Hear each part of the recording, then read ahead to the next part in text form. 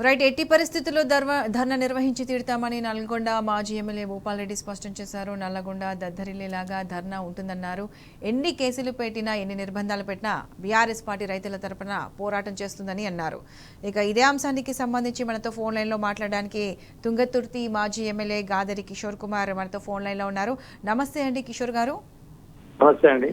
రైతుల కోసం బీఆర్ఎస్ పోటీ సమావేశాలు మహాధర్నాలు నిర్వహిస్తుంటే కాంగ్రెస్ ప్రభుత్వం వీటికి పర్మిషన్ ఇవ్వట్లేదు. దీనిని మనం ఏ విధంగా అర్థం చేసుకోవచ్చు అంటారు? అంటే మేము ఆల్రెడీ పోలీసు వాళ్ళకి 17th రోజే అప్లై చేసినప్పటికీ ఇష్టం అని చెప్పి మభ్యపెట్టి తర్వాత ఎస్పీ గారు కానీ డిఎస్పీ గారు కానీ అక్కడికి సిఐలను పంపించి పర్యవేక్షించి అంతా ఓకే అని చెప్పి ఇష్టమని చెప్పేసి చివరి నిమిషంలో ఇవాళ ప్రొద్దున 11 గంటలకు మాకు రిజెక్ట్ చేస్తామని చెప్పారు. ఇక్కడ అర్థం చేసుకోవాల్సింది ఏంటంటే మేము ఆల్రెడీ 12వ తారీఖు నిర్వహిద్దాం కేటీఆర్ గారితో ధర్నా అంటే వారే సంక్రాంతి ముందు రోజు కొంచెం ఇబ్బంది అవుతుందని చెప్పి పోలీసు వారి విజ్ఞప్తి మేరకే 21కి వాయిదా వేసుకున్నాం. మళ్ళీ 21కి వాయిదా వేసుకున్న దాన్ని కూడా కావాలని చెప్పేసి అప్రజాస్వామికంగా రైతుల పక్షాన మాట్లాడతామని చెప్పేసి అంటే గొంతు నొక్కేటువంటి ప్రయత్నం చేస్తా ఉన్నారు. పోలీసులు కూడా మరీ దారుణంగా కాంగ్రెస్ పార్టీ కార్యకర్తలాగా వ్యవహరిస్తా ఉన్నారు. చట్టపరంగా వాళ్ళ పనులు వాళ్ళు చేస్తే బాగుంటది, కానీ చట్టాన్ని దాటి వ్యవహరించి మా ఇష్టం వచ్చినట్టు చేస్తామంటే కూడా ఎవరు చూస్తూ ఊరుకోరు. రేపు రానున్న రోజుల్లో ఈ ప్రభుత్వాలు ఈ గవర్నమెంటే వాళ్ళకి వెళ్ళకాలం ఉంటుందని చెప్పేసి వాళ్ళకు అపోహలాలు ఉంటున్నారు. రానున్నటువంటి రోజుల్లో ఎవరైనా సరే దీనికి తగిన మూల్యం చెల్లించుకోక తప్పదు. కానీ ఒకటి వాస్తవం ఏంటంటే మీరు ఎంత అణగదొక్కాలని ప్రయత్నం చేసినా 100% రైతుల పక్షాన తెలంగాణ ప్రజల పక్షాన ప్రశ్నిస్తూనే ఉంటారు. ధర్నాలు నిర్వహిస్తూనే ఉంటాము, దీక్ష నిర్వహిస్తూనే ఉంటాం. తగ్గేది లేదని చెప్పేసి 100% మేము చెప్పదలుచుకున్నాం. వాళ్ళు ఇచ్చినటువంటి రిజెక్షన్ తీసుకొని కూడా ఇప్పుడు లంచ్ మోషన్ మూవ్ చేయడానికి హైకోర్టులో ప్రయత్నం చేస్తున్నాం పర్మిషన్ కోసం. కోర్టు ఏ విధమైనటువంటి తీర్పుతో మేము కూడా వేచి చూస్తా ఉన్నాం. దానికి అనుగుణంగానే ప్రజలందరూ కూడా సమాయత్తమై ఉన్నారు. ధర్నా నిర్వహించి తీరాల్సిందే, ఎట్టి పరిస్థితుల్లో వెనక్కి తగ్గొద్దు. రైతుల కోసం మాట్లాడుతున్నాం.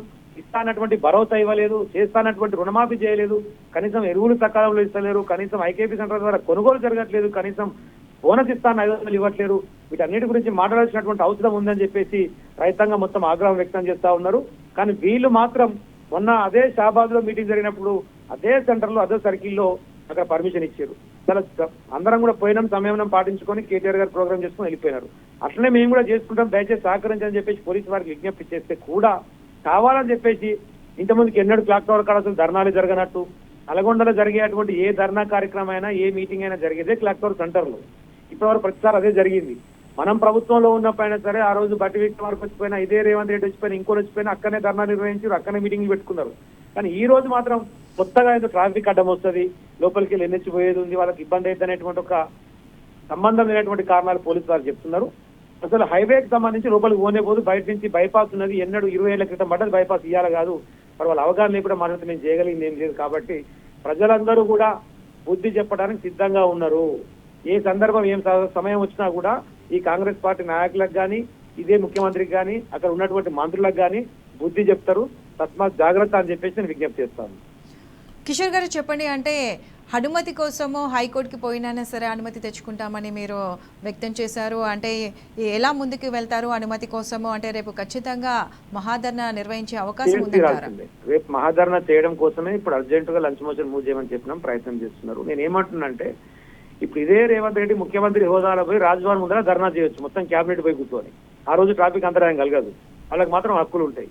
రేవంత్ రెడ్డి పోయి రాజ్భవన్ ముందర ధర్నా చేస్తానికి హక్కులు ఉన్నాయి. కానీ మేము మాత్రం రైతుల పక్షాన వచ్చేసి క్లాక్ టవర్ దగ్గర ధర్నా చేస్తాం, నిర్వహిస్తామంటే మాత్రం ఎక్కలేని అడ్డంకులు వస్తాయేందో ఈ పోలీసులకు నాకైతే విచిత్రంగా కనపస్తా ఉంది.